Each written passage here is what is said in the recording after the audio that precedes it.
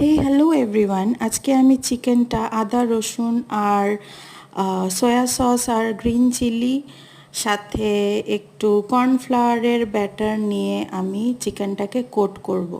চিকেনটাকে কোট করার পর চিকেনটা যখন ভালো করে কর্নফ্লাওয়ার আর ওই মিক্সচারগুলোর সাথে কোট হয়ে যাবে, আপনারা একটু নুন দিতে ভুলবেন না। এটাকে আমি ডিপ ফ্রাই করব, ডিপ ফ্রাই করে লাল লাল করব। দেখবেন চিকেনটা যেন ভালো করে কুক হয়ে যায়।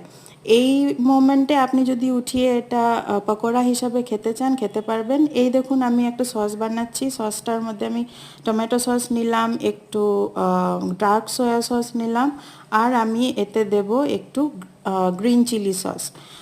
গ্রিন চিলি সস এই মিশ্রণটা হয়ে থাকলো, আমি সাইডে চলে গেলাম চিকেনে। চিকেনটা ফ্রাই হয়ে যাওয়ার পর এই নিন আমি চিকেনটা উঠিয়ে নিলাম।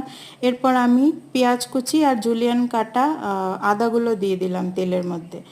এইগুলো একটু ভাজা ভাজা করব, হালকা সতে করলেই হয়ে যাবে। সতে করার পর আমি এই দেখুন এইভাবে কেটে রাখা গ্রিন চিলিগুলো দিলাম, বেশ স্পাইসি হবে, আর সাথে টমেটো দিলাম। এগুলো ভালো ভালো করে ভাজা ভাজা করব। খুব খুব একটা ভাজা করতে হবে না, জাস্ট ট্রান্সলুসেন্ট হলে আমি এই মশলাটা দিয়ে দেবো যেটা আমি করে রেখেছিলাম। আদা রসুন আর গ্রিন চিলি, সাথে একটু ব্ল্যাক পেপার দিলাম। এই জিনিসগুলো ভালো করে একসাথে মিক্স করতে হবে। একটু আন্দাজ মতো নুন দিন, সাথে আমি এই সসের মিক্সচারটা দিয়ে দিলাম। এটার সাথে আমি চিকেনগুলো দিয়ে দেব।